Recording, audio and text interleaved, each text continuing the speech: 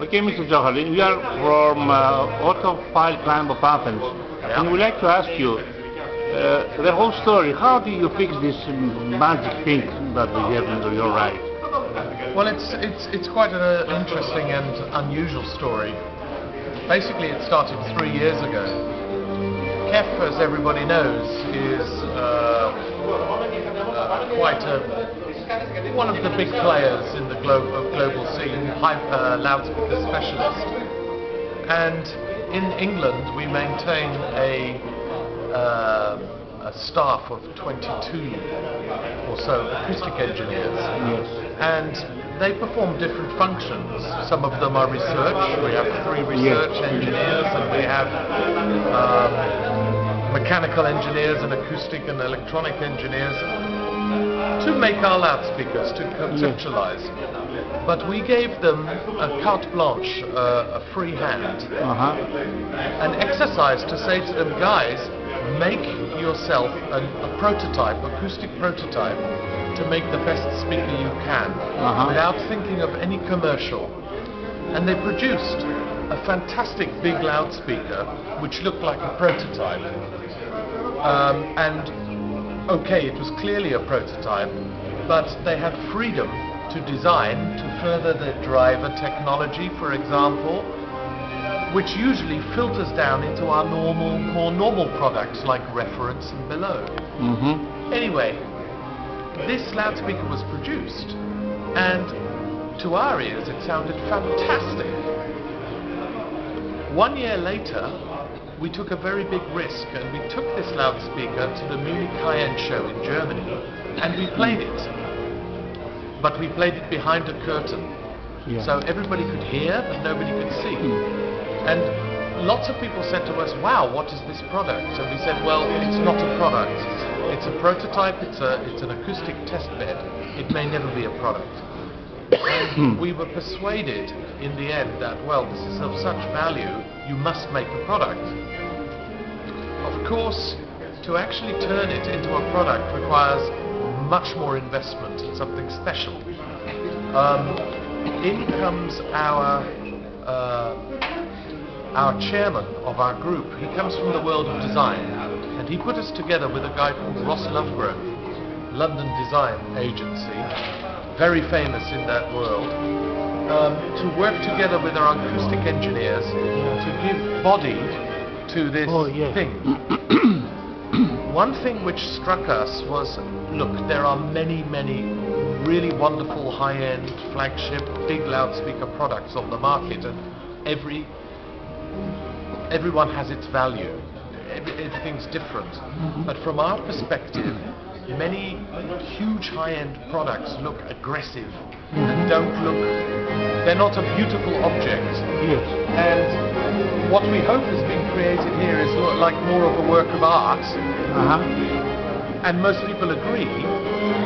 But there's one fundamental thing to say, is in the end we are a loudspeaker manufacturer, and whatever shape is made, it must make acoustic sense. So the design house with our acoustics people had to understand each other's world to produce this.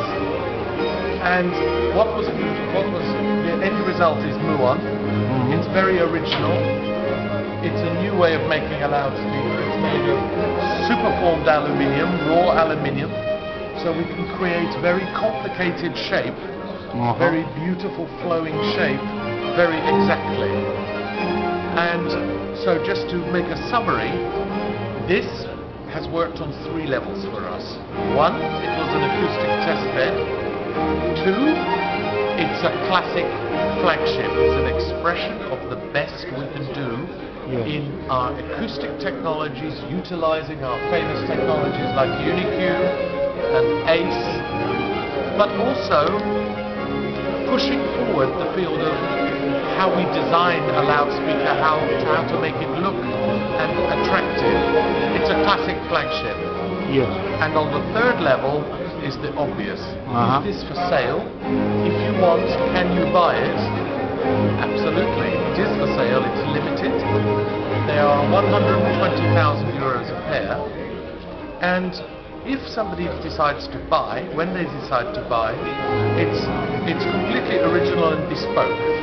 So the customer will choose his own serial number, if that serial number is not gone, and it takes about a 3-month process to specially build for the customer.